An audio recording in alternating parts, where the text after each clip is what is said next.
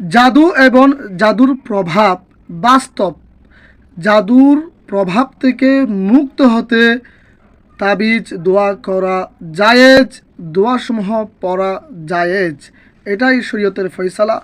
অনেক বৈদ্য, অনেক জিন সাধক কুফরি কালামের মাধ্যমে জাদু করে মানুষদেরকে, তাদের জীবনকে ধ্বংস করে দিচ্ছে। জাদুর প্রভাবে আর্থিক অসচ্ছলতা আসে, শরীরকে বিভিন্ন ধরনের রোগাক্রান্ত করে ফেলে এবং জীবনকে তছনছ করে ফেলে।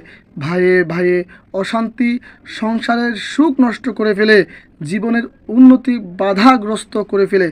সুতরাং যেভাবে শয়তান এবং শয়তানের বন্ধুরা জাদু করে, আমরা অনেক জাদুর চিকিৎসা করেছি, জাদুগ্রস্ত রোগীকে আল্লাহ পাক শিফা দিয়েছেন, সুন্দর জীবন যাপন করছেন। সেজন্য জাদু ক্রিয়া নষ্ট করার জন্য কোরআনের আশ্রয় নিতে হবে, তাবিজ দোয়ার আশ্রয় নিতে হবে এবং এই পদক্ষেপের মাধ্যমে আপনার জীবন, আপনার সংসার, আপনার সব কিছু সুন্দর হয়ে যাবে।